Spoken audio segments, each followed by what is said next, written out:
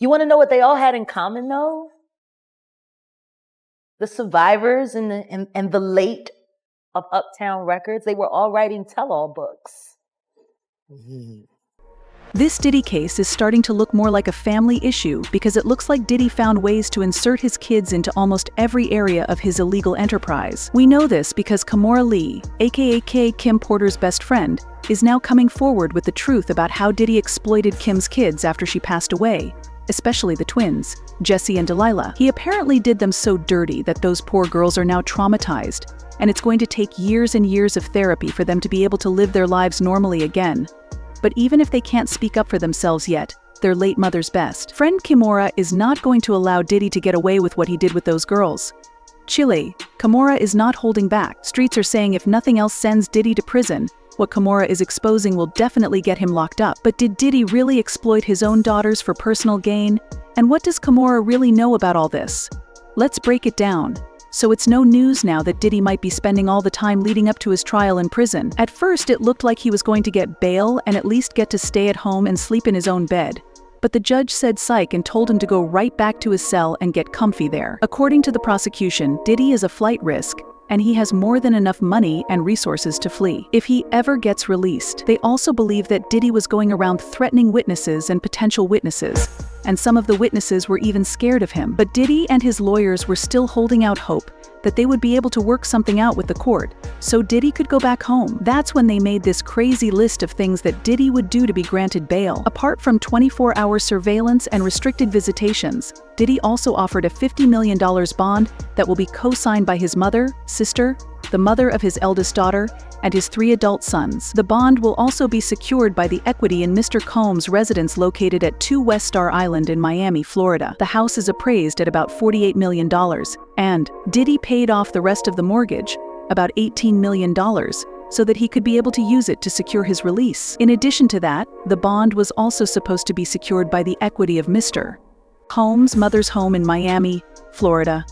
He also offered to restrict his travel to the Southern District of Florida and the Southern District of New York to attend court, meet with his counsel, and attend medical appointments, as well as the Eastern District of New York or the District of New Jersey. Of course, Diddy also surrendered his passport, but it didn't end there. He also offered his kids' passports, including Janice Combs, Chance Combs, Jesse Combs, Delilah Combs, and Love Combs. When this list first went viral, a lot of people were side-eyeing Diddy and his lawyers because there was clearly a pattern with all this. Like, how come his daughters had to drop their passports while the sons, who were clearly named in more than one lawsuit related to Diddy, were free to roam about as they pleased? I mean, some of the things Justin and Christian have been accused of alone are enough to get them on some sort of surveillance alongside their daddy. For example, in Lil Rod's lawsuit, he claimed that Diddy helped his son cover up a shooting that happened in a recording studio. The alleged incident happened on September 12, 2022, at Chalice Recording Studios in LA. According to court documents, Justin Combs was in the studio with a friend only identified as G.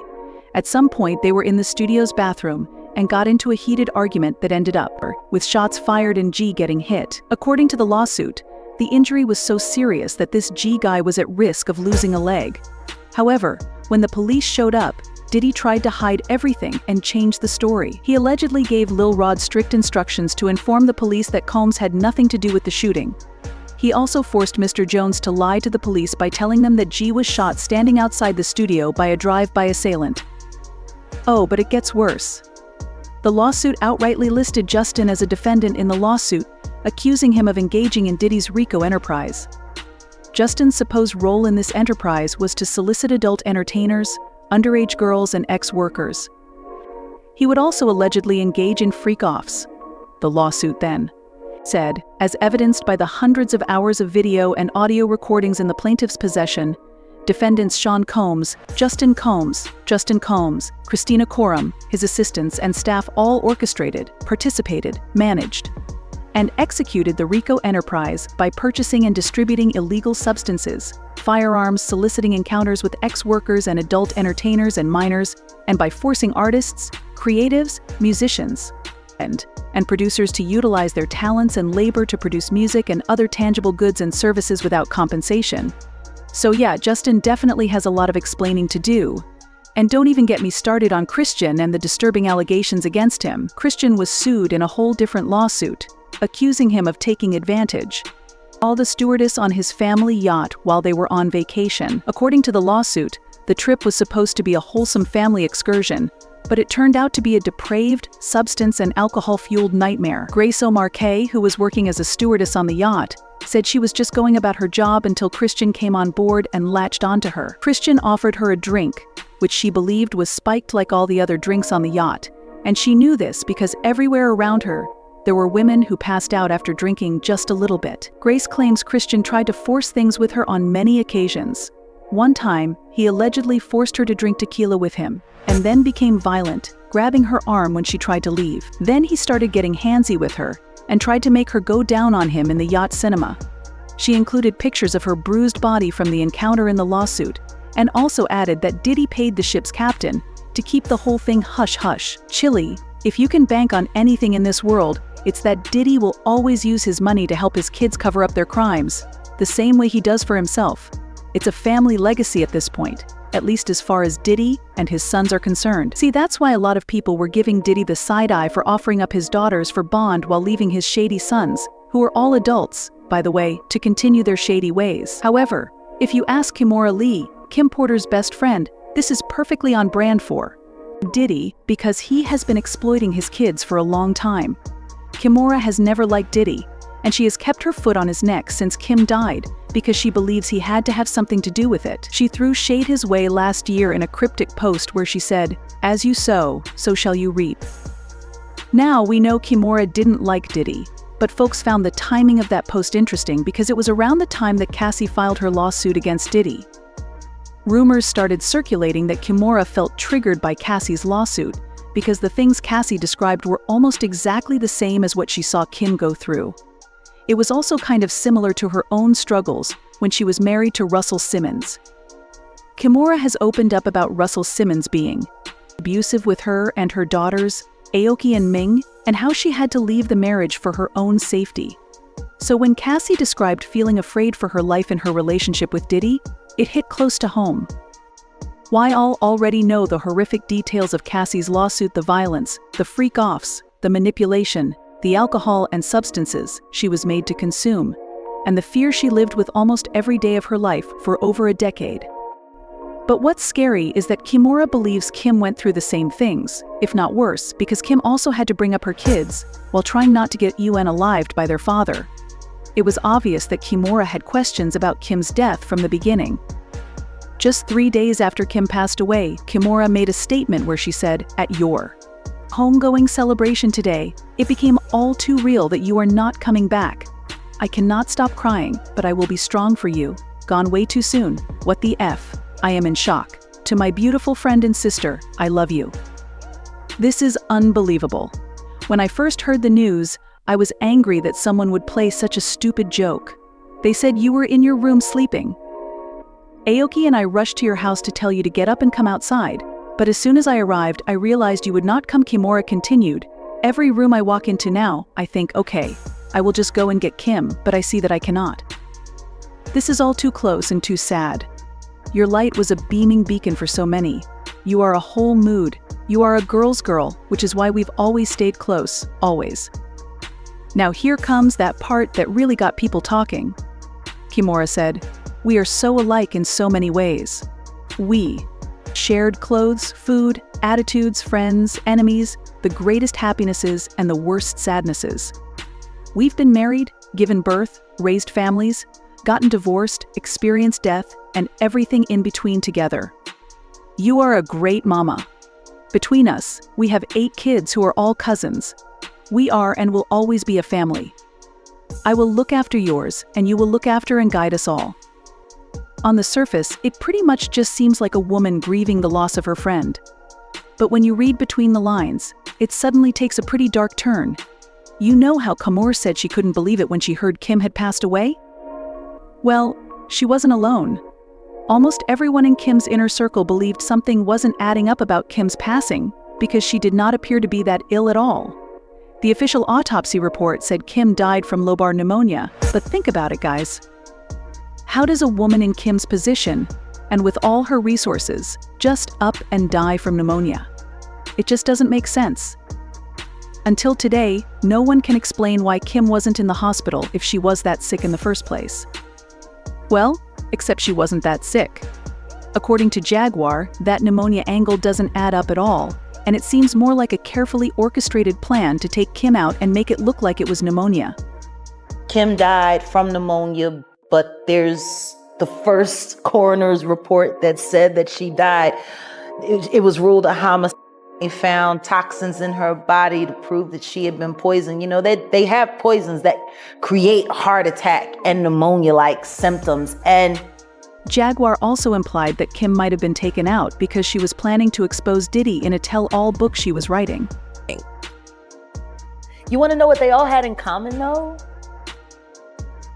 The survivors and the late of Uptown Records, they were all writing tell-all books. Andre was writing a book right before he died. Heavy D was working on a book before he died. Kim Porter was working on a book before she died. And Al B. Sure was working on the documentary of his life. And then he goes into it. After Kim passed away, nobody could answer the question of where the manuscript for the supposed tell-all book she was writing went. It was almost like the book just completely disappeared off the surface of the earth. However, there were whispers circulating that Kim gave the manuscript to some of her close friends like Kimora, and these rumors got more heated when an anonymous source leaked some excerpts from the alleged manuscript. The excerpt describes how Diddy flew into a rage because he thought Kim was seeing another man when in reality she was just meeting with a producer to discuss a potential gig. The whole thing started after Diddy found out some man had sent her flowers, and he started yelling at her, trying to find out who sent them. Kim didn't have answers to his questions, but that only seemed to make him angrier. Kim wrote, "He threw the attached card at me. I picked it up to read it. Sean, he slapped me so hard I hit the ground." Sean yelled, "Who the F were you with the other night?" I looked down at the card that was lying next to me, and it read, "The other night was amazing. We must do it again." He then threw the flower at her and yelled, "That's not how this works. You have my child. You don't touch anyone unless I allow it." Then he picked up the coffee mug and slammed it against the wall. Coffee flew everywhere as he yelled, "Who the F this dude think he is?" Kim tried to explain that it was nothing, just coffee with the producer who wanted to work with her. Plus, she was allowed to see other men because he was also seeing other women. But Diddy just wasn't having it. He flew into a blind rage and attacked Kim. The manuscript read, and then, out of nowhere, he hit me with a chair. I don't remember anything after that until I woke up in a hospital room. My arm was in a cast, hanging from a sling. My face hurt. My eyebrow was in immense pain, as was my lip. As I came to, the first face I saw was of the man that put me here. According to the manuscript, Diddy then tried to gaslight her and started swearing up and down that it was a mistake. I was just so jealous. You know how I am. I'm sorry, baby. I promise I'll never put my hands on you again. He was going to make me look crazy. They were going to believe him. He was a kingpin. Then she wrote, Diddy spent the next 6 months helping me heal and working his way back into my life and into my bed. I was so stupid, and of course I wasn't cast for either movie. From what I understand, the producer died of pneumonia. There's that pneumonia again. You know, the same thing that would later take Kim's life under very mysterious circumstances. Anyone find it weird that almost nobody from Kim's circle believed she actually died due to health complications from pneumonia? But still, nobody has answers for what really happened.